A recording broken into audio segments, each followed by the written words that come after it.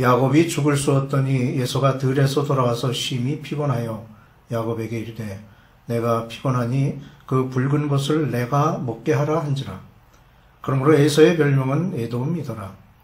야곱이 이르되 형의 장자의 명분을 오늘 내게 팔라.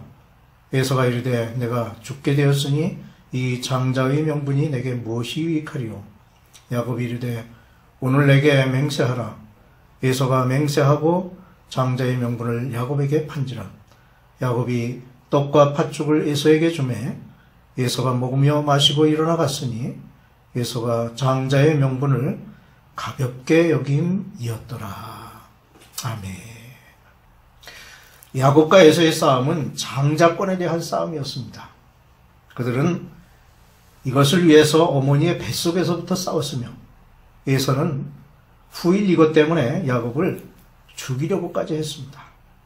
본문이 이러한 싸움 중에서 작은 자가 큰 자의 장자권을 탈취하는 그 장면을 묘사함으로써 그들의 생애에 커다란 전환점을 이루는 모습을 보여주고 있습니다. 장자의 명분은 한 가정에서 아버지를 계승하는 가장의 권리를 의미합니다. 아브라함 가문에 있어서 장자의 명분은 커다란 의미가 있습니다. 우선 세상적으로 볼 때 약속의 땅 가나안을 기업으로 얻게 되는 것이며, 그 다음으로는 가장의 위치를 이어받는 언약의 상속자가 되는 것이고, 또한 약속의 후손에 대한 장자권의 축복을 의미하는 것입니다.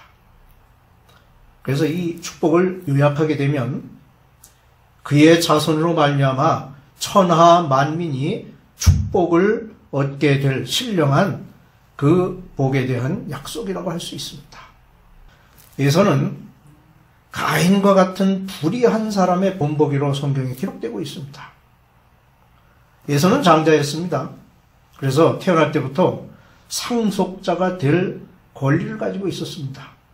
그런데 죽게 되었는데 장자의 명분이 무슨 소용이 있느냐고 말합니다. 내가 죽게 되었으니 이 장자의 명분이 내게 무엇이 유익하리요? 32절 말씀이죠. 한마디로 에서는 육신을 위한 일이 더욱 중요했기 때문에 장자의 권리는 아무런 쓸모가 없는 것이었습니다. 그때 그에게 있어서 가장 중요한 것은 떡과 팥죽이 들어있는 그릇이었습니다. 그는 자신의 허기를 채울 음식에 대한 식욕이 그가 태어나면서부터 타고난 보다 고결한 그 축복을 지배하도록 허용하고 말았습니다. 이와 같이 사람들은 세상적인 일들이 영적인 일들의 자리를 차지하게 내버려 둠으로써 곧잘 에서와 같은 실수를 범합니다. 우리는 언제나 가장 중요한 일에 우선순위를 두어야 하는데 그것은 먼저 하나님의 나라와 그의 의를 구하는 것입니다. 그리하면 이 모든 것을 너에게 더 하시리라는 말씀과 같이 갈증도 허기도 모두 채워질 것입니다.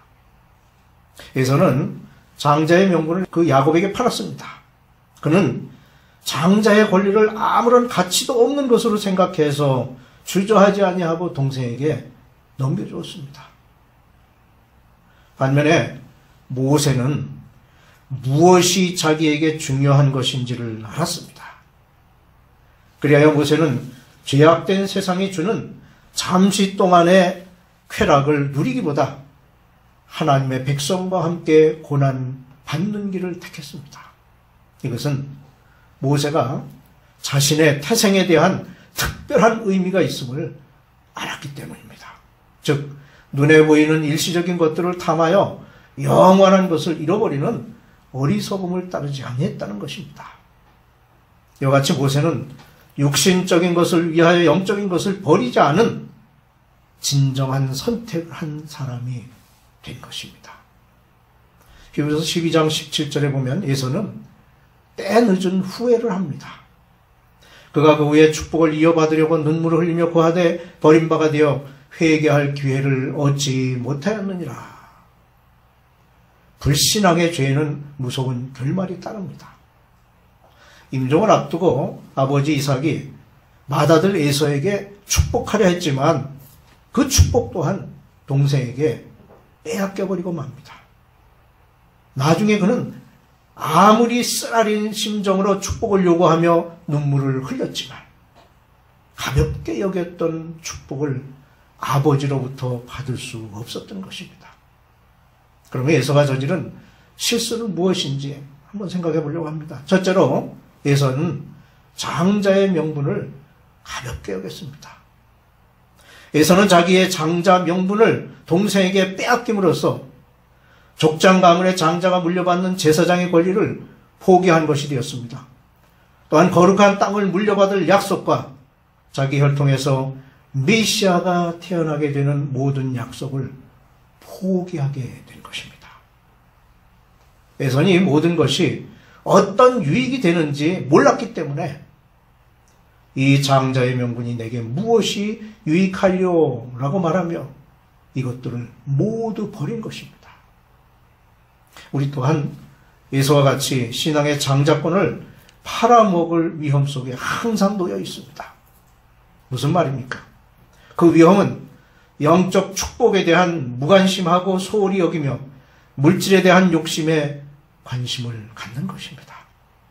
그러므로 우리는 우리의 소원이 이루어질 때에도 조심해야 합니다. 왜냐하면 에서가 자신이 원했던 팥죽을 얻게 되었을 때에 장자의 명분을 까맣게 잊어버린 것처럼 우리 역시 소원하던 것이 이루어지게 될 때에 자칫 하나님을 향한 믿음이 식어질 수 있기 때문입니다. 둘째로 에서는 자기의 생득권을 경홀히 여겼습니다. 에서는 큰 실수를 범했는데 그것은 자신의 생득권을 포기한 것입니다. 태어나면서부터 얻게 되는 권리는 의무를 동반하게 되는데 그것은 자신에게 주어진 위엄, 권세와 함께 자기 부정과 타인을 위한 봉사가 요구되는 것입니다. 우리는 누구나 하나님으로부터 이와 같이 생득권을 부여받고 태어났습니다. 하나님께서는 우리 각 사람에게 명분을 부여하시고 거기에 합당한 의무와 사명 감당을 요구하십니다. 그러므로 우리는 우리에게 약속된 축복을 받기 위해 우리에게 주어진 의무에 최선을 다해야 합니다. 에서는 타고난 장자의 명분을 가볍게 여기고 경홀히 여겨 팔아버렸습니다. 이와 같은 에서의 행동은 그 의무를 수행함에 있어서 따르는 고통과 희생을 감당하지 않으려고 하므로 그 타고난 명분을 경홀히 여기는 태도이며 동시에 우리 자신이 하나님께서 우리가 거하도록 그 지어주신 집에서 살 자격이 없다고 스스로 인정하고 많은 결과가 되는 것입니다. 셋째로 에서는 장자의 명분을 팔았습니다. 장자의 명분을 파는 이야기에 담긴 오늘 본문 말씀 속에서 우리는 두 사람의 인물을 보게 되는데 야곱이나 에서 양쪽 모두에게 책임이 있다는 것을 발견하게 됩니다. 그것은 의롭지 못한 일이었습니다. 이 일은 두 형제에게 아주 불명예스러운 일이었습니다. 우선 일반 사람들의 입장에서 두 형제를 살펴보면 야곱의 행동은 상대방의 입장을 전혀 생각하지 않고 형제의 의를 저버린 야박한 처사였습니다. 또한 자기 형의 곤경을 부당하게 이용하는 비열한 것이었습니다. 반면에 에서의 행동은 먹고 마시는 기쁨과 유혹에 지고 마는 수준으로 명예와 고귀함에 대한 지각이 없었습니다. 무엇보다 앞날에 대한 무관심한 행동을 한 것이었습니다. 다음으로 두 형제를 신앙적인 측면으로 생각해 볼 수 있습니다. 야곱의 행동은 경건하지 못했습니다. 장자의 명분이 신앙적으로 볼 때에는 중요하고 위험을 가진 신성한 것인데 야곱은 이것을 세속적인 일과 혼동하였습니다. 그는 이 거래를 가장 비열한 상거래의 케이스로 만들었습니다. 이 사실은 그가 하나님께 대한 믿음이 부족했음을 보여주고 있는데 야곱의 행동은 믿음의 사람, 경건한 사람이 가져야 하는 관대하고 섬기는 자세를 갖는 그 정신에서 어긋나는 행동이었던 것입니다. 반면 에서의 행동은 시험을 이기지 못하는 무기력함을 보여주고 있습니다. 미래보다는 현재에 사로잡혀 있었고 영적인 일보다 육적인 일에 이끌렸을 뿐만 아니라 먼 앞날의 가능성보다 눈앞에 보이는 근시안적인 안목을 가졌던 것입니다. 오늘날 많은 사람들이 에서가 장자의 명분을 가볍게 여겼던 것처럼 하나님께서 그들에게 주신 영적 특권을 가볍게 여기고 있다는 것입니다. 이런 사람은 현재에 사로잡혀서 미래를 생각하지 못하고 식욕과 육신의 정욕을 떨쳐버리지 못하고 육체의 욕구를 따라 양심의 소리를 무시하고 영적인 일보다 물질적인 일을, 영원보다 현재를 중요시하고 있습니다. 히브리서 12장 16절에는 에서에 대해서 이렇게 기록합니다. 혹 한 그릇 음식을 위하여 장자의 명분을 판 에서와 같이 망령된 자가 없도록 살피라. 미래를 내다보는 신앙을 가져야 하겠습니다. 인도네시아 세데베스 섬의 아이들이 원숭이를 잡는 방법은 매우 흥미롭습니다. 그곳에서는 길고 단단한 호박을 많이 심는데 호박이 조그맣게 열렸을 때에 그 호박 중간을 끈으로 꼭 묶어 놓습니다. 그러면 한쪽은 커가는데 다른 한쪽은 더 이상 자라지 못하고 동그랗게 굳어버리는 것입니다. 그리고 호박이 단단해지게 되면 속을 다 긁어내는데 마치 목이 좁은 유리병 같이 된다고 합니다. 그것을 큰 나무 기둥에 묶어놓고 그 속에 쌀을 반쯤 채워 넣습니다. 그러면 원숭이는 이리저리 살펴본 후 그 호박 속으로 손을 넣고 쌀을 한 줌 움켜쥡니다. 근데 이 손을 넣을 때에는 빈손이라 잘 들어가지만 쌀을 움켜쥔 손은 빠져나오질 않습니다.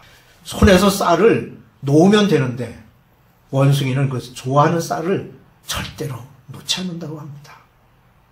이렇게 원숭이가 안간힘을 쓰고 있는 동안 아이들은 대나무로 엮어서 만든 통 속에 원숭이를 잡아 넣는다는 것입니다. 세상 물질이 좋아 손으로 잡고 놓지 못한다면 원숭이가 인도네시아의 아이들에게 잡히고 마는 것처럼 사탄의 손에 붙잡혀 에서나 가롯 유다와 같이 멸망하게 된다는 교훈을 오늘 말씀을 통해서 우리에게 주고 있습니다.